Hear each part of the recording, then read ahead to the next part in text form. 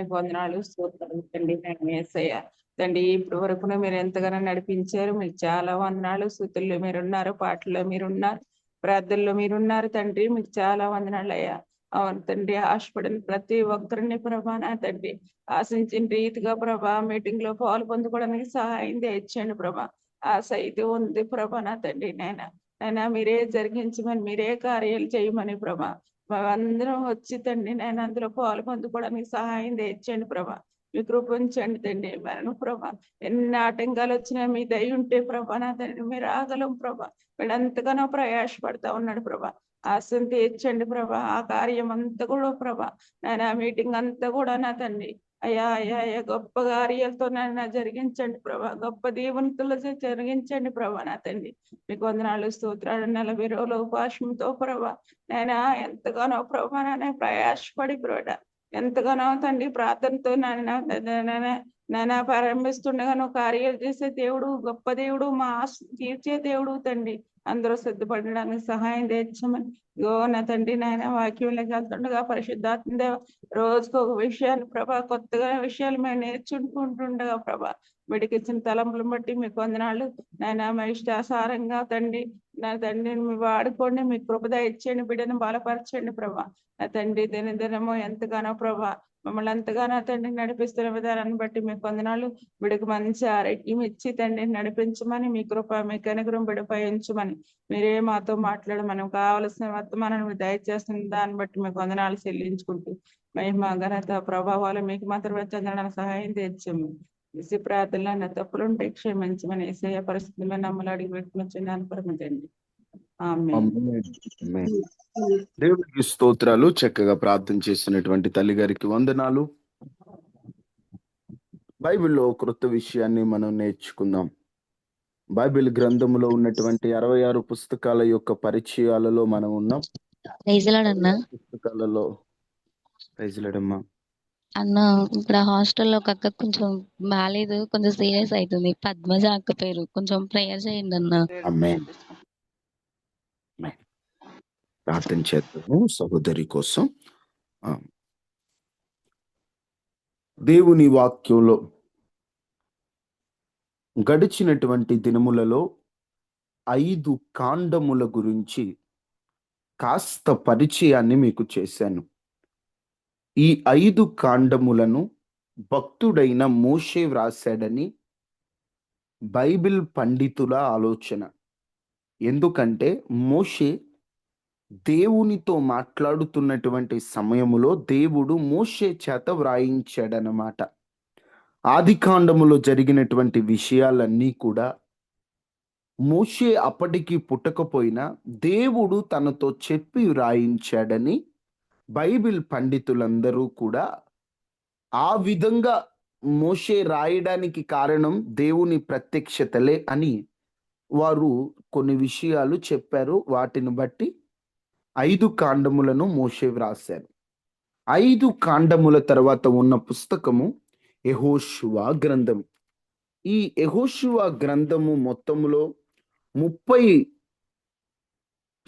యెహోషువ గ్రంథం అంతట్లో 24 అధ్యాయాలు మనకి యెహోషువ గ్రంథములో కనిపిస్తాయి. 24 అధ్యాయాలు. యెహోషువ ఎవరంటే ఇజ్రాయేలు ప్రజలను ఐగుప్తు నుండి కనానుకు మొదట మోషే నడిపిస్తే కనానుకి సమీపించే సమయములో కనానును చూస్తాడు గాని మోషే లోపలికి అడుగు పెట్టలేడు. అక్కడే మోషే చనిపోతాడు. మోషే తర్వాత నాయకుడైనటువంటి యెహోషువ ఆధ్వర్యములో వారు కనానును స్వాధీనపరుచుకుంటారు. ఈ పుస్తకం అంతా కూడా కనానుకు వెళ్ళడం, యోర్దాను దాటడం, ఎరుకో పతనం అవ్వటం, హాయి అనే వారితో యుద్ధం జరగటం, ఆ కనానుకు వెళ్ళిన తర్వాత కొన్ని నిబంధనలన్నీ కూడా ఈ యెహోషువ గ్రంథములో రాయబడి ఉంటాయి. ఈ 24 అధ్యాయాలలో మొదటి నుండి 12 అధ్యాయాల వరకు వారు కనానుని ఎలా స్వాధీనపరుచుకున్నారో అక్కడ రాయబడి ఉంటుంది. ఆ లోపులే వారు యోర్దాను దాటడం, ఎరికో గోడలు కూల్చటం, ఇలాంటివన్నీ వారు వెళ్ళేటప్పుడు ఏం జరిగింది, వారికి దేవుడిచ్చినటువంటి వాగ్దాన దేశాన్ని వారు ఎలా స్వతంత్రించుకున్నారనే ఈ 12 అధ్యాయాలలో ఉంటాయి. ఆ తరువాత 13వ అధ్యాయము, ఆ 13 అధ్యాయము ఆరంభము నుంచి స్వాస్థ్యాల పంపకం, అంటే అక్కడి కనానుకు వెళ్తారు. కనానుకు వెళ్ళిన తర్వాత ఆ ఉన్న ప్రాంతాలన్నీ కూడా అలా ఒక్కొక్కరికి పంచుతున్నారు. ఎలాగంటే యోర్దానుకు తూర్పునున్న ప్రాంతం, యోర్దానుకు పడమరనున్న ప్రాంతం, ఆశ్రయపురాలు, లేవీయుల పట్టణాలు, అలాగున ఒక్కొక్కరికి ఒక్కొక్క గోత్రానికి అలా పంచి పెడతారు. దాదాపుగా 13వ అధ్యాయము నుండి 22వ అధ్యాయం వరకు, 21వ అధ్యాయము 22వ అధ్యాయం వరకు ఈ విషయాలే ఉంటాయి. 22వ అధ్యాయము తర్వాత నుంచి తూర్పు ప్రాంతాల గోత్రాలు వారి స్వాస్థ్యాలకు తిరిగి వెళ్తారు. ఎవరి స్వాస్థ్యం అంటే వాళ్ళకు అనుగ్రహించింది, మీరు ఇక్కడ ఉండాలి అక్కడ ఉండాలని వారికి ఇచ్చినటువంటి ఆ స్వాస్థ్యాన్ని బట్టి వారు వెళ్ళడం. 23వ అధ్యాయంలో యెహోషువ వీడ్కోలు సందేశం, ఇంకా చివరిగా యెహోషువ వారి కొన్ని విషయాలు తెలియజేయటం. 24వ అధ్యాయంలో షెకెము వద్ద కొన్ని నిబంధనలు ఇవ్వడం. ఇవన్నీ కూడా యెహోషువ గ్రంథంలో రాయబడి ఉంటాయి. యెహోషువ గ్రంథాన్ని చదువుతున్నప్పుడు కన్ఫ్యూజ్ అవ్వద్దు. వారు కనానుకి వెళ్ళిన తర్వాత వారికి ఒక్కొక్క ప్రాంతం, ఒక్కొక్క గోత్రం వారు ఒక్కొక్క చోటు ఉండాలని వారికి కొన్ని అప్పగించి వారికి కొన్ని విషయాలు యెహోషువ తెలియచేస్తూ ఉంటాడు. అదే యెహోషువ గ్రంథం యొక్క క్లుప్తమైనటువంటి విషయాలు. యెహోషువ చదువుతున్నప్పుడు తికమక పడవలసిన అవసరం ఏమీ లేదు. మనకి చదువుతున్న కొద్దీ ఆ మాటలన్నీ అర్థమవుతాయి. ఓకే, ఈరోజు మిమ్మల్ని అడుగుతున్నటువంటి 2 బైబిల్ ప్రశ్నల్లో మొదటి బైబిల్ ప్రశ్న, ప్రవక్తలలో పశువుల కాపరైన ప్రవక్త ఎవరు? ఆమోసు. వెరీ గుడ్ అమ్మా. ఆమోసు ఏం చేసేవాడట? పశువుల. Very good. నెక్స్ట్, తెలిసిన ప్రశ్నలు అడుగుతున్నాను, ఎందుకంటే కొందరికి తెలుసు, కొందరు తెలుసుకోవాలి. ప్రవక్తలలో పశువుల కాపరి అంటే ఆమోసు. యవనస్తులకి దేనిని దేవుడు అలంకారముగా ఇచ్చాడు? యవనస్తులకి అలంకారముగా దేవుడు ఇచ్చినది ఏంటి? వారి బలము. బలము. వెరీ గుడ్ అమ్మా. యవనస్తుల బలమే వారికి అలంకారము. ఈరోజు యవనస్తులు అలంకారం అంటే బాగా రెడీ అయ్యి నగలు పెట్టుకొని బాగా రెడీ అయితేనే అలంకారం అనుకుంటారు. నువ్వు రెడీ అవ్వకుండానే దేవుడు నీకు ఇచ్చిన అలంకారం ఏంటంటే యవన బలం. యవన బలం అంటే ఇప్పుడు యవనస్తులకి కండ బలం, బుద్ధి బలం ఎక్కువగా ఉంటాయి. అందుకని యవనస్తులు చాలా జాగ్రత్తగా ఉంటారు. సొలొమోను కొన్ని మాటలు రాస్తూ, యవనస్తుడా నీ బలము స్త్రీలకు ఇయ్యకుము అని ఉంటది. అంటే వీళ్ళ బలాన్ని కొన్నిటికి ఇవ్వడం ద్వారా బలహీనులైపోతుంటారు. సంసోన్ ఉన్నాడు, బలవంతుడే, కానీ తన బలాన్ని ఎవరికి ఇచ్చాడు? స్త్రీకి ఇచ్చాడు. చివరికి ఏమయ్యాడు? బలహీనుడైపోయాడు. యవనస్తుల బలాన్ని వ్యసనాలకు ఇస్తారు కొంతమంది. ఆ వ్యసనాలకు ఇవ్వడం వల్ల ఏమవుతుంది? వ్యసనము యవనస్తులని బలహీనులు చేస్తుంది. భక్తుడు అంటాడు కదా, వ్యసనం వల్ల నా ప్రాణము చెప్పండి నీరైపోవును. ఇప్పుడు వ్యసనం వల్ల నీరైపోవడం అంటే ఏంటి? ఉన్న బలం అంతా తగ్గిపోతుంది. ఈ యూత్ మీటింగులు లేకపోతే ఈ వాక్య సందేశాలు యవనస్తులకు ఎందుకంటే, యవనస్తులకి దేవుడు చాలా ఇచ్చాడండి. వాటిని ఏం చేస్తున్నారంటే ఏవో ఆలోచించుకుంటూ తికమకలో ఉండి దేవుడిచ్చిన వాటిని పోగొట్టుకుంటున్నారు. యవనస్తులు కోల్పోతున్నారు. బలాన్ని దేవుడు అనుగ్రహించాడు, ఆ బలాన్ని వారు పొందుకోవాలి. అందుకని యవనస్తులారా మీరు ఏమని ఉంటుంది? బలవంతులు. యవనస్తులారా మీరు బలహీనులు కాదు, మీరు బలవంతులు. ఎందుకు బలవంతులు? యవనస్తులు మీరు దుష్టుని జయించి ఉన్నారు, జయించాలి. అందుకనే మనం బలాన్ని నలుగురిని కొట్టిన కండబలమో లేదా మనం జిమ్ బాడీతో అందరికి చూపించి నేను హీరోని అనుకునే బలం కంటే అపవాదిని బుద్ధి బలం. ఓడించి నిలబడేటువంటి బలం. సాతాను ఆమేన్. తెలివితేటల ముందు వాడి ప్లాన్స్ వాడికే వ్యతిరేకంగా మార్చిన బుద్ధి బలం యవనస్తులకు దేవుడు అనుగ్రహించును గాక. ఆమేన్. ఆమేన్.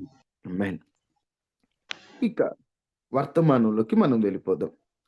మొన్నటి వరకు కొన్ని విషయాలు చెబుతూ నిన్నటి వరకు కొన్ని విషయాలు చెప్పాను. బైబిల్‌లో కొన్ని మూల పాఠాలు నేర్చుకోవాలి. అవే కాకుండా వాటితో పాటు కొన్ని బలపరిచే విషయాలు కూడా వినాలి. నిన్నటి వరకేమో దేవునికి దగ్గరగా బ్రతకలేకపోవడానికి కొన్ని కారణాలు చెప్పాను. అంతకు ముందేమో దేవుడు ఉన్నాడనడానికి దేవుణ్ణి ఎందుకు నమ్మాలో, నమ్మితే వచ్చే లాభాలేంటో చెప్పాను.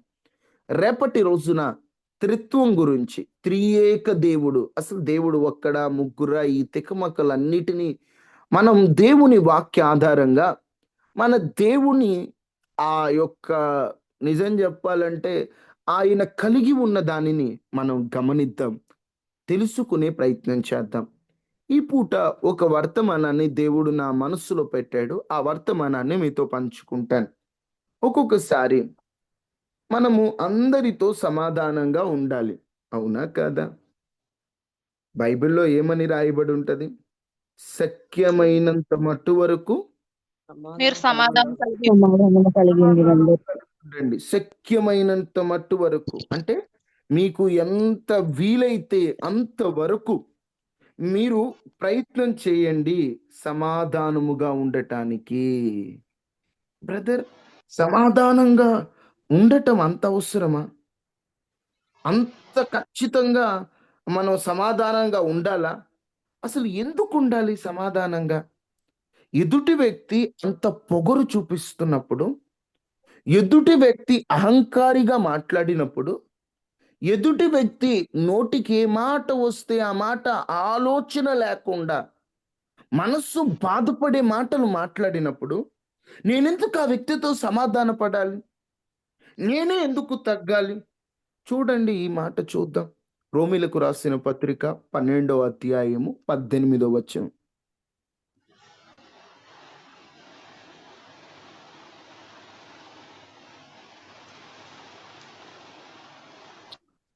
సఖ్యమైతే మీ చేతనంత మట్టుకు మీ చేతనైనంత మట్టుకు సమస్త మనుషులతో సమాధానముగా ఉండుడి. సమస్త మనుషులతో సమాధానముగా ఉండుడి. సమాధానంగా ఉండండి. కొన్ని మాటలు బైబిల్లో ఎలా ఉంటాయంటే ఒక చిన్న మాటే పెద్ద అర్థం ఇస్తుంది. సఖ్యమైతే, ఒరే మీకు వీలైతే ప్రయత్నం చేసి, సఖ్యానికి వీలుకున్న తేడా ఏంటంటే వీలైతే అయింది లేకపోతే లేదు అనేది వీలవ్వడం. అంటే కుదిరితే కుదురుద్ది లేకపోతే లేదు. సఖ్యం అంటే ఎలా అంటే గట్టిగా ప్రయత్నం చేయడం, గట్టిగా వీలు చేసుకోవడానికి ప్రయత్నం చేయటం. సఖ్యమైతే గట్టిగా ప్రయత్నం చేస్తే మీ చేతనైనంత మట్టుకు సమస్త మనుషులతో, వాళ్ళతో వీళ్ళతో కొందరితోనే కాదు, సమస్త మనుషులతో సమాధానంగా ఉండండి. సమాధానంగా ఉండండి అయ్యా. ఎందుకు ఉండాలయ్యా? మీకు ఇందాక చెప్పాను, ఎదుటోడు అంత పొగరుగా ఉంటే మనం ఎందుకు సమాధానంగా ఉండాలి? మనం ఎందుకు తగ్గాలి? కొంతమంది అంటారు, నేనేమైనా తక్కువ తింటున్నానా? నేను ఎందుకు తగ్గాలి? అసలు నేను ఎందుకు సమాధాన పడాలి? ఈ సమాధానంగా ఉండాల్సిన అవసరం ఏంటి? దేవుని పిల్లలైతే సమాధాన పడాలా? మనుషులందరితో సమాధానంగా ఉండండి, సమాధానంగా ఉండండి. నేనే తగ్గి పలకరించాలా? తగ్గే కొద్ది బాగా ఎక్కువ చేస్తున్నారు బ్రదర్, నేను తగ్గను, నేను ఎందుకు తగ్గాలి అని కొంతమంది ఆలోచిస్తూ బాధపడేవారు ఉన్నారు. కొంతమంది ఏంటబ్బా ఇలాగా అనుకునేటువంటి వారు ఉన్నారు. ఈ రోజున మీతో అసలు మనం ఎందుకు ఎదుటి వ్యక్తి పొగరుగా అహంకారిగా వాడు దూషిస్తూ దుర్భాషలాడుతున్నా, వాడు పనికి మాలిన వాడైనా మనం ఎందుకు సమాధానంగా ఉండాలో 4-5 విషయాలు మీతో చెప్తాను. ఈ మాటలను ఆధారం చేసుకొని మన ప్రయత్నం మనం చేద్దాం. సమాధాన పడతారో లేదో వాళ్ళ ఇష్టం. సమాధాన పడుటకు ప్రయత్నం చేయడం మన బాధ్యత. ఎందుకు అలాగుండాలో కొన్ని మాటలు మనం చూద్దాం త్వరగా. మత్తయి సువార్త 5వ అధ్యాయం 9వ వచనం. మత్తయి సువార్త 5వ అధ్యాయం 9వ వచనం. సమాధానపరచువారు ధన్యులు, వారు దేవుని కుమారులనబడుదురు. వారు దేవుని కుమారులనబడుదురు. సమాధానపరచువారు ధన్యులు, వారు దేవుని కుమారులనబడుదురు. ఎందుకు సమాధాన పడాలి బ్రదర్? ఒక్కటి, మొదటిగా మనం గుర్తుపెట్టుకోవాల్సిన మాట, మనం దేవుని పిల్లలం కాబట్టి. దేవుని పిల్లలం కాబట్టి మనం సమాధాన పడాలి. నేనెందుకు తగ్గాలి? నేనెందుకు ప్రతిసారి నేనే వెనకడుగు వేయాలి? అంటే ఒక మాటలో చెప్పాలంటే, నేనే ప్రతిసారి ముందుకెందుకు వెళ్ళాలి, లేకపోతే నేనే ప్రతిసారి వెనక్కి తగ్గి ఎందుకు పలకరించాలని ఒక్కోసారి మనసు కనిపిస్తుంటది. ఎందుకు నేను ఈ మాటను పదే పదే పదే చెప్తున్నానంటే, ఇక్కడ రాయబడిన మాట, సమాధాన పరచువారు ధన్యులు, వారు దేవుని కుమారులు అనబడదు.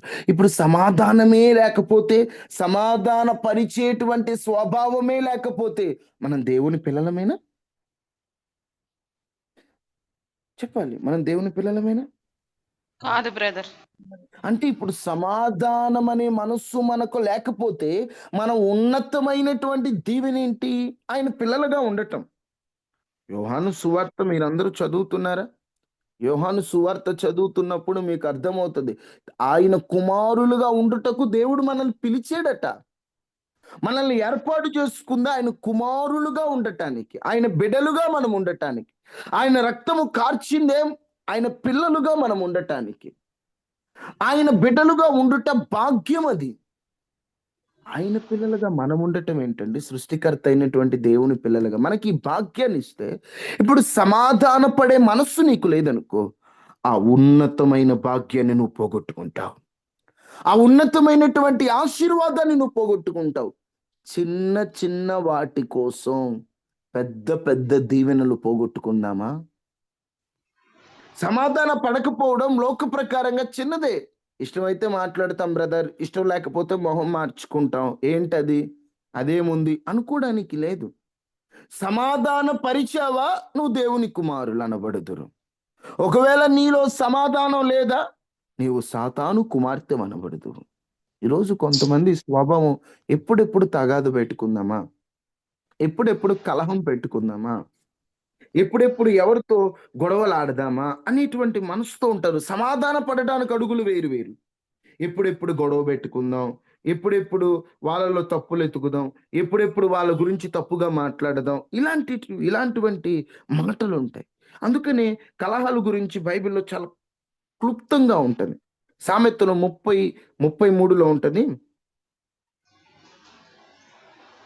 పాలు తరుచగా వెన్న పుట్టును, ముక్కు పిండగా రక్తము వచ్చును, కోపము రేపగా కలహము పుట్టును. పాలు బాగా మనం ఆ ఒక మాటలో చెప్పాలంటే, పాలు బాగా మా మజ్జిగని బాగా మనం ఇలా అంటున్నాం అనుకోండి, ఏమొస్తుందట? వెన్న వస్తుందట. ముక్కు పిండితే రక్తం వస్తుందట. కోపాల వల్ల కలహాలు పెరిగిపోతాయట. ఈ రోజున ఈ కలహ బుద్ధి ఎంత మనుషులకి అవమానం తీసుకొస్తుందంటే, బైబిల్లో ఉంటది. తర్వాత చూడండి, సామెతలు 20:3 కూడా, కలహమునకు దూరముగా ఉండుట నరులకు ఘనత అని ఉంటది అక్కడ. గొడవలకు ఎంత దూరంగా ఉంటే అంత ఘనతట. కానీ మనం ఎలా తయారయ్యామంటే, గొడవలు ఎప్పుడంటే అప్పుడు కాళ్ళు దువ్వుతున్నాం. ఇప్పుడు గొడవ అంటే అప్పుడా, నేనెందుకు తగ్గాలి, నేనెందుకు మాట అనకూడదు అని ముందుకు ముందుకు ముందుకు పరిగెడుతున్నాం. అందుకని చాలా దీవెనలు చేతులారా మనం పోగొట్టుకుంటున్నాం. కలహం ఏం చేస్తుందంటే ప్రేమ లేకుండా చేస్తుంది. సామెతల్లోనే ఉంటది, పగ కలహమును రేపును, ప్రేమ దోషములన్నిటిని కప్పును. దేవుని పిల్లలుగా ప్రేమ కలిగి ముందుకు సాగండి అయ్యా, ప్రేమ కలిగి ముందుకు నడవండి అంటుంటే, ఇప్పుడు కలహం పెట్టుకున్నావు అనుకో, ప్రేమ ఉంటదా? ప్రేమ లేనివాడు దేవునికి సంబంధించిన వాడా కాదా? మీరు చెప్పండి. ప్రేమ లేనివాడు దేవునికి సంబంధించినోడేనా? కాదండి. కాదు. ఇప్పుడు ఆ ప్రేమ నీతో లేకుండా పోవడానికి ఒక మాటలో చెప్పాలంటే నీలో ప్రేమ లేకుండా పోతుంది, నువ్వు దేవుని కుమారుడు అనిపించుకోలేకుండా పోతున్నావు. ఇన్ని నష్టాలు ఒక్క సమాధానం పడకపోవటం వల్ల వస్తుంది. ఏమైంది? తగ్గుదాం, తగ్గుదాం. వాళ్ళే నా దగ్గరకు వస్తారు, వాళ్ళే మారితే మారుతారు, లేకపోతే లేదని దేవుడు మనల్ని వదిలేశాడా? రాలేదా మన దగ్గరికి? మనల్ని వెతుక్కుంటూ రాలేదా? అందరూ దేవా నువ్వు ఎక్కడున్నావని దేవుణ్ణి వెతుకుతూ ప్రజలు వెళ్తుంటే, నేనున్నవాడునని ఆయన మనల్ని వెతుక్కుంటూ వచ్చాడు. మనం వెతికితే దొరికిన ప్రేమ కాదు ఆయనది, ఆయన మనల్ని కనుగొని ప్రేమిస్తే దొరికినటువంటి ప్రేమ ఇదే. అందుకనే ఎందుకు సమాధాన పడాలి మనమే అంటే, మనం దేవుని కుమారులం కాబట్టి. సమాధానమే నీకు లేకపోతే నువ్వు ఇచ్చేటువంటి కానుక, సమాధానమే లేకపోతే నువ్వు ఇచ్చేటువంటి బలి, సమాధానమే లేకపోతే నువ్వు చేసే స్తోత్రం, ఇవేవి చల్లవు. అదే మత్తయి సువార్త 5:24 రాయబడి ఉంటది. ఒక వ్యక్తి బలిపీఠం ఎదుట అర్పణము చెల్లించడానికి వస్తే ఏమన్నారు? మొదట వెళ్ళి 6:24 మొదట వెళ్ళి నీ సహోదరునితో సమాధానపడుము, అటు తరువాత వచ్చి అటు తరువాత వచ్చి ఈ అర్పణమును అర్పింపుము. ఈ అర్పణను అర్పింపు. ముందెళ్ళి సమాధానపడు, ఆ తర్వాత వచ్చి నువ్వేం అర్పించాలనుకుంటున్నావో అది అర్పించు. సమాధానం లేకుండా నీ అర్పణ స్వీకరించబడదు. అమ్మో, సమాధానం పడిపోతే మంచిదేమో. సమాధానం లేకపోవడం వల్ల అసలు ముఖ్య నష్టమే జరుగుతుందండి. ఆయన పిల్లలం కాకుండా పోతాం. ఆయనకి ఏది ఇచ్చినా అది లెక్కలోకి రాదు. ఎందుకు ఈ బాధ? సమాధానం పడితే సరిపోద్ది కదా. నెంబర్ 1, ఎందుకు సమాధానం పడాలి మనం అంటే, దేవుని కుమారులము కాబట్టి. నెంబర్ 2, 1 కొరింథీ 14:33.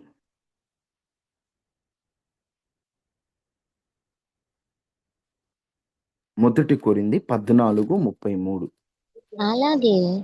అలాగే పరిశుద్ధుల సంఘములన్నింటిలో పరిశుద్ధుల సంఘములన్నిటిలో దేవుడు సమాధానమునకే కర్త కాని సమాధానమునకే కర్త కాని అల్లరికి కర్త కాడు.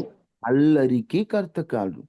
ఈ సందర్భం అంతా వేరైనా ఎందుకు ఈ మాట చెప్తున్నానంటే, అక్కడ చెప్పిన మాట పరిశుద్ధుల సంఘమంతటిలో దేవుడు సమాధానమునకే కర్త. అంటే మన దేవుడు ఎవరట? సమాధాన కర్త. ఆయన గురించి ఏమని రాయబడి ఉంటదంటే, ఎఫెసీ 2:14 కూడా ఉంటది, ఆయన సమాధానకర్త. యేసుక్రీస్తు ప్రభు వారి గురించి ప్రవచనం చెప్తూ ఏమని చెప్తాడు? ఆశ్చర్యకరుడు, ఆలోచనకర్త, సమాధానకర్త అయిన దేవుడు, బలవంతుడు, సమాధానకర్త అయిన దేవుడు. ఎందుకంటే ఆయన సమాధానమునకు ఆయన కర్తట. అంటే అందరూ సమాధానంగా ఉండటానికి, అందరూ అల్లరి లేకుండా కలిసి ఉండడానికి ఆయన కర్త. కర్త అంటే కారకుడు. ఏదైనా జరిగిందనుకో, అరే కర్త కర్మ మొత్తం నువ్వేరా అంటారు. కర్త అంటే కారకుడు అర్థం. ఇప్పుడు సమాధానమునకు కారకుడు ఎవరు? మన దేవుడు. ఇప్పుడు ఆయన్ని నమ్ముకున్న వాళ్ళం, ఆయన ఆశ్రయిస్తున్న వాళ్ళం, మనం ఎందుకు అందరితో సమాధానంగా ఉండాలి? మన దేవుడు సమాధానకర్త కాబట్టి. మొదటిగా మనం ఎందుకు సమాధాన పడాలి? మనము దేవుని కుమారులము కాబట్టి. 2, మనం ఎందుకు సమాధాన పడాలి? మన దేవుడు సమాధానకర్త. ఆయన సమాధానకర్త కాబట్టి మనం సమాధాన పడాలి. ఇప్పుడు మా నాన్నగారు ఉన్నారు అనుకుందాం, ఆయన ఒకదానికి కారకుడయ్యాడు అనుకోండి, ఆయన అనుసరిస్తున్న నేను, ఆయన మార్గంలో ఉన్న నేను, ఆయన కారకుడైన దానికి నేను అలాగూ బ్రతకాలి. ఇప్పుడు నా దేవుడు సమాధానకర్త, ఆయన బిడ్డగా నేను సమాధానం కలిగి ఉండాలి. మా నాన్నగారు ఏం చేస్తే నేను అది చేస్తాను అన్నప్పుడు, ఇప్పుడు నా దేవుడు సమాధానానికే కారకుడు. ఆయన సమాధానాన్ని కలుగు చేసేటువంటి దేవుడు. ఒక సందర్భాన్ని చాలా మంది చూపిస్తూ, నేను సమాధానమును లేకుండా చేయడానికి వచ్చాడని యేసుక్రీస్తు ప్రభువారని అపార్థం చేసుకుంటారు. వాస్తవంగా ఆ రిఫరెన్స్ లో అక్కడున్న సందర్భం వేరు, అది రాకడ కూర్చున్నటువంటి ఉద్దేశాలు చెబుతూ అక్కడ మాట్లాడిన మాట. వాస్తవంగా మన దేవుడు సమాధానకర్త, సమాధానమునిచ్చే దేవుడు. అందుకనే మనము శక్యమైనంత మట్టు వరకు సమాధానంగా ఉండాలి. 3, 3 హెబ్రీయులకు రాసిన పత్రిక 12:14 హెబ్రీయులకు రాసిన పత్రిక 12:14 అందరితో సమాధానమును అందరితో సమాధానమును పరిశుద్ధతయు కలిగి ఉండుటకు చాలా జాగ్రత్తగా వినాలి ఇలాంటి మాటలు. పరిశుద్ధతయు కలిగి ఉండుటకు ప్రయత్నించుడి. పరిశుద్ధత లేకుండా పరిశుద్ధత లేకుండా ఎవడును ప్రభువుని చూడడు. అందరితో చూడండి, కొందరితో అనే మాట లేదు. అందరితో సమాధానమును, మొదట సమాధానమును పరిశుద్ధతయు కలిగి ఉండుటకు ప్రయత్నించండి. ట్రై చేయండి. బైబిల్లో ఎక్కడ కూడా మీరు సమాధాన పడడానికి ప్రయత్నించగానే ఎదుటి వ్యక్తి వచ్చి మీకు మీరు సారీ చెప్పగానే అయ్యయ్యో అలా అనకండి, ఎప్పటికైనా మనం ఒకటే అండి, ఏదో జరిగింది ఏదో జరిగిపోయిందని మంచిగా తీసుకునేవారు ఉంటారని దేవుని వాక్యంలోనే లేదు. మీ ప్రయత్నం మీరు చేయండి, అంతే. ప్రయత్నించండి నీ పని. సమాధానమును పరిశుద్ధతయు కలిగి ఉండడానికి ప్రయత్నించండి. సమాధానమే లేకపోతే పరిశుద్ధత లేదు. ఇప్పుడు సమాధానము లేనోడు, పరిశుద్ధత లేనోడు ప్రభువుని చూడలేడు. ఎందుకు నువ్వు సమాధానం పడాలంటే, సమాధానమే నీకు లేకపోతే నువ్వు దేవుణ్ణి చూడలేవు. దేవుణ్ణి చూడాలన్న ఒక ఆశతోనే కదా మనం బ్రతుకుతుంది. ఈ రోజున ఈ కంటికి కనబడకపోయినా ఈ లోక బాహ్య నేత్రాలు మూసుకుపోయిన వెంటనే అంతరంగ నేత్రాలతో దేవుణ్ణి చూడాలనేటువంటి ఒక ఆశతోనే కదా మనం బ్రతుకుతున్నాం. ఆయన చూడాలనేటువంటి ఒక ఆలోచన మనలో కలిగినప్పుడల్లా నా దేవుడు ఎలా ఉంటాడో ఊహకే చాలా గొప్పగా ఉంది కదా. భక్తులు పాటలు రాస్తూ ఆయన్ని ఎంత బాగా వర్ణిస్తారు. పాలతో కడిగిన నయనాలు కలవాడు, విలువకు రతనాల వలె పొదిగిన కనులు. పాలతో గడిగిన నయనాలట, అంటే కళ్ళు పాలతో గడిగిన అయ్యాయి. రత్నాలు ఎలాగైతే పొదుగుతారో అలా కన్నులు అంత అందంగా ఉన్నాయని కళ్ళనే భక్తుడు చక్కగా రాస్తాడు ఆ చరణంలో. ఎంతో సుందరుడమ్మ తాను, నేనెంతో మురిసిపోయాను. ఆ సుందరత్వాన్ని, ఆయన యొక్క మహిమ స్వరూపాన్ని చూడాలని ఆశ లేదా? ఆశ ఉందా లేదా? పాడతాం కదా, నిన్ను చూడాలని యేసయ్యా. ఆయన చూడాలని ఉంది కదా. ఆయన చూడాలని ఆశ ఉంటే ఇప్పుడు నీలే ఉండాలా? సమాధానం ఉండాల. ఇప్పుడు సమాధానమే లేకపోతే నువ్వు ఆయన చూడగలవా? చూడలేం బ్రదర్. చూడాలి. ఆయనను చూడాలంటే నీలో సమాధానం ఉండాలి. ఈ రోజున సమాధానం ఉండాలని మనందరికీ తెలుసు, కానీ సమాధానంలో ఇన్ని దాక్కున్నాయని ఎప్పుడన్నా ఆలోచించావా? ఆలోచించకపోతే ఈ ఉదయకాలం ఆలోచించు. సమాధానంలో ఎన్ని దీవెనలు ఉన్నాయో. నీ మాటికి నువ్వు గొడవలకు దూరంగా ఉండు. కలహాలు జరిగే ప్రదేశాలకు దూరంగా ఉండు. కలహాలు పెట్టే మనుషులకు దూరంగా ఉండు. కొండేలు చెప్పే మనుషులకు దూరంగా ఉండు. శక్యమైనంత మట్టుకు ఇతరుల గురించి మాట్లాడొద్దు. నీ గురించి మాట్లాడు. నీ ఆత్మీయ స్థితి గురించి మాట్లాడు. దేవుని గురించి మాట్లాడు. నీ కష్ట నష్టాలు మాట్లాడు.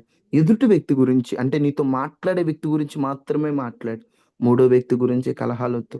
ఈ వ్యక్తి విని ఆ వ్యక్తికి చెప్తాడు, ఆ వ్యక్తి మరొక వ్యక్తికి చెప్తాడు. కలహాలు అవుతుంటాయి, గొడవలు అవుతుంటాయి. వద్దు, సమాధానం పడిపో.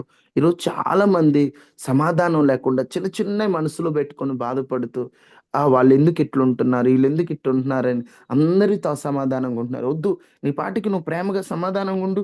దేవుడే అంతా చూసుకుంటాడు. నువ్వేం దిగులు పడాల్సిన పని లేదు. నువ్వేం తప్పు చేయలా. ఇప్పుడు తగ్గావంటే తప్పు చేసామని కాదండి, దేవుని ప్రేమను బట్టి తగ్గుతున్నా. మాట్లాడలేక కాదు తగ్గుతుంది. మాట్లాడడం మొదలు పెడితే వాళ్ళకంటే ఒక మాట ఎక్కువ మాట్లాడగలిగినటువంటి స్వరమే దేవుడు ఇచ్చాడు, కానీ తగ్గుతుంది. మనము పోరాడలేక కాదు, నా దేవుణ్ణి బట్టి తగ్గుతున్నా. దేవుడు చూడ్డంటావా? దేవుడు చూడ్డంటావా? ఆయన అనుకుంటాడు, నా బిడ్డ అనుకుంటే తగాదాడి, నా బిడ్డ అనుకుంటే ఏదైనా చేయగలదు, కానీ నా బిడ్డ తగ్గుతుంది నా కోసం అని నువ్వు ఊరుకుంటే దేవుడు పూనుకుంటాడు. నువ్వు పూనుకుంటే ఆయన ఊరుకుంటాడు. మనం పూనుకోవడం మంచిదా, ఆయన పూనుకోవడం మంచిదా? ఆయన పూనుకోవడం మంచిదే.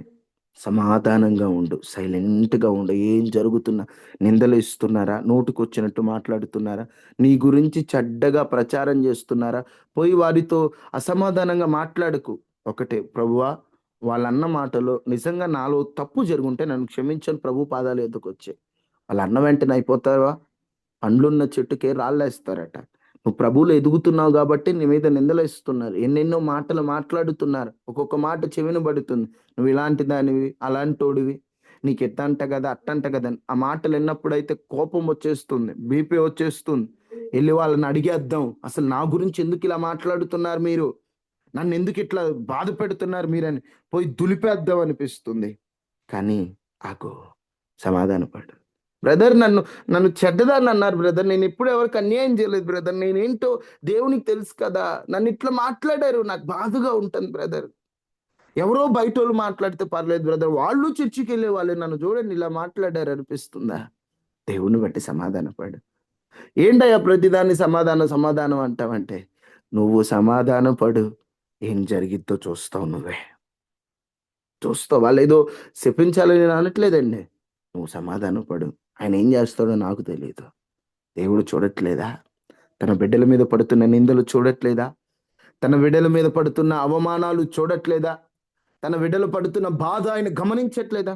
ఖచ్చితంగా చూస్తున్నాడు, గమనిస్తున్నాడు, ప్రతిదీ అబ్జర్వ్ చేస్తున్నాడు. తగిన సమయంలో దేవుడు ఎవరికి ఏం చెప్పాలో ఆయనకి తెలుసు. ఓపికతో సమాధానపడు. ఎందుకు సమాధాన పడాలయ్యా? 3, సమాధానం లేకపోతే ప్రభువుని మనం చూడలేం కాబట్టి. 4, మొదటి సమూయేలు 16:4. మొదటి సమూయేలు 16:4. సమూయేలు సమూయేలు యెహోవా ఇచ్చిన సెలవు చొప్పున యెహోవా ఇచ్చిన సెలవు చొప్పున బెత్లెహేమునకు వెళ్ళెను. బెత్లెహేమునకు వెళ్ళెను. ఆ ఊరి పెద్దలు ఊరి పెద్దలు అతని రాకకు భయపడి, అతని రాకకు భయపడి, సమాధానముగా వచ్చుచున్నావా అని అడుగగా, సమాధానం గుర్తిస్తున్నావా అని అడుగగా, ఇక్కడ వాస్తవంగా రాజుని అభిషేకిద్దామని సమూయేలు బెత్లెహేముకు వెళ్తాడు. బెత్లెహేముకి వెళ్ళిన వెంటనే ఊరి పెద్దలందరికీ భయం వేసింది. ఎందుకంటే ప్రవక్తలు ఎప్పుడు వస్తారంటే ఊరికి, దేవుని ఉగ్రత వస్తున్నప్పుడు ఆ ఉగ్రతని గద్దించడానికి వస్తారు. అంటే దేవునికి వారికి అసమాధానం ఏర్పడినప్పుడు అది చెప్పడానికి వస్తారు. అందుకని సమూయేలు రావడం చూసి ఊరి పెద్దలందరూ, అయ్యా సమాధానంగానే వస్తున్నావా, సమాధానంగా వస్తున్నావా, ఏదన్నా సమస్య ఉందా అంటే, ఎందుకంటే సమాధానమే లేకపోతే ఇక్కడ వీళ్ళకి నెమ్మది ఉండదు, నెమ్మది ఉండదు. సమాధానం ఎందుకు పడాలంటే నెమ్మది కోసం. సఖ్యమైనంత మట్టు వరకు ఒకసారి సమాధానం పడ్డామనుకో ప్రశాంతంగా ఉంటాం మనం. అలా కాకుండా సమాధానం లేదనుకోండి, వాళ్ళు వదిలేసినంత సులభంగా ఒక విషయాన్ని మనం వదిలేలేం. మనలో మనం బాధపడతా ఎందుకు ఇలా జరిగింది, ఎందుకు ఇలా మాట్లాడారు, ఎందుకు ఇట్లా ఉన్నారు, ఎందుకు ఇలాగున ప్రవర్తించారు అని ఒక బాధ బాధ బాధ మనసులో వేస్తూ ఉంటుంది. కలిసి ఉంటే బాగుండేదే, మాట్లాడితే బాగుండేదే, ఆ రోజు అలా అనుకుని ఉంటే బాగుండేదే, ఒక బాధని మనసులో వండుకుని ఉండాలి. నెమ్మది ఉండాలంటే నువ్వు సమాధాన పడిపోవాలి. అట్లా సమాధాన పడిపోయావు అనుకోండి, నీకు ఆశీర్వాదంగా ఉంటుంది, నెమ్మదిగా ఉంటుంది, నీ పన్ను సులభంగా చేసుకోగలుగుతావు.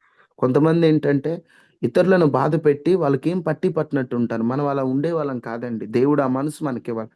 ఎవరైనా మన వల్ల బాధ పడితే వాళ్ళు బాధపడింది 1% అయినా మనం ఎక్కువ బాధపడతాం. అబ్బా నేను ఆ రోజు ఆ మాట అనుకుని ఉంటే బాగుండేదే బ్రదర్ని, ఆ మాట అనుకుని ఉంటే బాగుండేదే సిస్టర్ని, ఎందుకులే ఆ మాట తొందరపడ్డానేమో, వాళ్ళంతా బాధపడ్డారు. ఈ మనసు దేవుడు నీకు ఇచ్చాడు. ఈ మనసు నీకు ఇచ్చాడు అంటే నిజంగా ఈ మనసు మీరు ఎవరికైనా, నాకు ఈ మనసే ఉంది బ్రదర్ అంటే ఖచ్చితంగా నువ్వు దేవుని ప్రణాళికలో ఉన్నావు. బ్రదర్ ఎవరినైనా మాట అన్నానంటే నాకు చాలా బాధ ఉంటుంది బ్రదర్, అన్యాయంగా నేను ఎవరినన్నా అంటే, వాళ్ళతో సమాధానం పడేదాకా నాకు మనసు అంతా ఒకలా ఉంటుందండి. ఆ మనస్సు ఎందుకు అలా ఉందంటే నువ్వు నెమ్మదిగా బ్రతకడానికి. ఎందుకు మనం సమాధానం పడాలి? నెమ్మది ప్రశాంతత కోసం సమాధానం పడదు. సమాధానం పడకపోతే మనం ప్రశాంతంగా ఉండలేమండి. అందుకని మనశ్శాంతిగా ఉండటానికి సమాధాన పడదు. 4 విషయాలు మీతో చెప్పాను. ఎందుకు సమాధానంగా ఉండాలి? నెంబర్ 1, దేవుని పిల్లలను అందరు చెప్పాలి. మనం ఎందుకు సమాధానంగా ఉండాలి, సమాధాన పడాలి? దేవుని కుమారులు అవడానికి. దేవుని పిల్లలు, అందుకనే మనం సమాధాన పడాలి. 2, ఆయన సమాధానకర్త మన కాబట్టి దేవుడు సమాధానకర్త కాబట్టి మనం సమాధానంగా ఉండాలి. 3, ఆయనను చూడడం కోసం ఆయనను మనం సమాధానం లేకపోతే చూడలేం కాబట్టి సమాధానం ఉండాలి. 4, మనశ్శాంతి కోసం మన మనశ్శాంతి కోసం, నెమ్మది కోసం మనం సమాధాన పడాలి.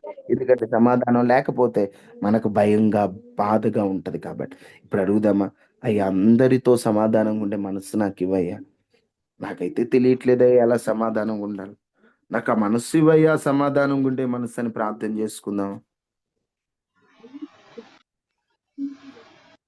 మహాపరిశుద్ధుడా, మహోన్నతుడా, దయగలిగిన దేవ, కృపాశుచి సంపూర్ణుడానికి వందనాలు, సమాధానకర్తానికి స్తోత్రాలు.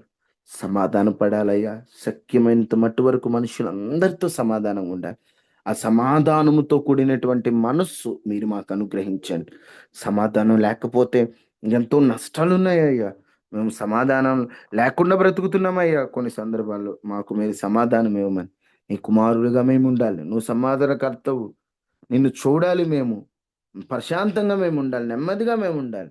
మాకు సమాధానం మీరు అనుగ్రహించమని, ఈరోజు ఈ ఉదయకాల ప్రార్థనలో పాల్గొన్న వారందరినీ దీవించమని, ఈ వర్తమానమైన వారిని దీవించండి.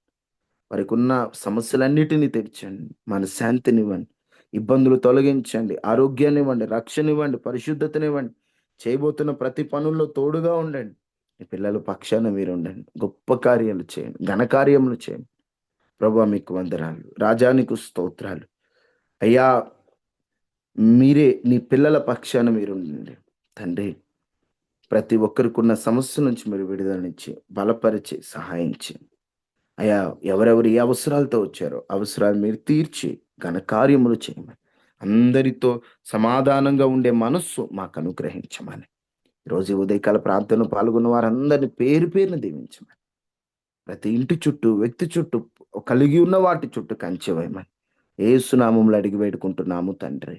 ఆమేన్. తండ్రి అయిన దేవుని ప్రేమ, మౌర్యని క్రీస్తు వారి కృప, పరిశుద్ధాత్మని సహవాసం మనకి మన కుటుంబాలకి ఎల్లప్పుడూ ప్రభు కృప తోడై ఉండును గాక.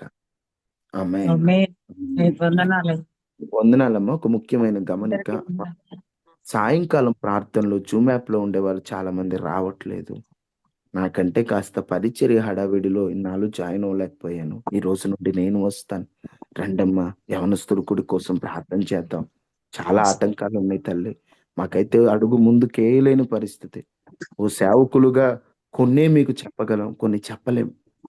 ఎందుకంటే చెప్పకూడదు కూడా, మేము దేవునికే చెప్పాలి. చాలా నలిగిపోతుంటాం కొన్నిసార్లు దేవుని పని, ఆ సమస్యలు తెలిసిన వాళ్ళు మనకెందుకు బ్రదర్, అయ్యో ఏంటి పరిస్థితి అనిపించి అంత ఉంటాయి కొన్ని. ప్రార్థనే, నేను మిమ్మల్ని నుంచి ఏది కోరను.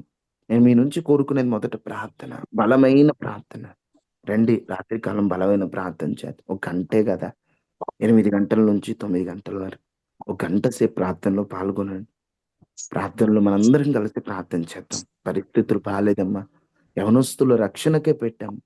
యవనస్తులు నిలబడాలి. యవనస్తులనే కాదు, పెద్దలైన చిన్నలైన యవనస్తుల కూడికైనా మీరు అందరూ వస్తారు, పెద్దవాళ్ళు కూడా వస్తారు. అందరూ నిలబడాలనేటువంటి ఒక ఆశతో పెట్టాం. మీటింగ్ ఆగిపోకూడదమ్మా. అన్ని విషయాల ద్వారా దేవుడు తెరవాలి. దేవుడు అన్ని విషయాల్లో మార్గాలు తెరవాలి. ఎందుకంటే చాలా ఆటంకాలు ఉన్నాయి. దేవుడు వాటన్నిటిని తొలగించినట్లు మనందరం ప్రార్థన చేద్దాం. అందరికీ వందనాలు తల్లి. దేవుడు వందనాలు.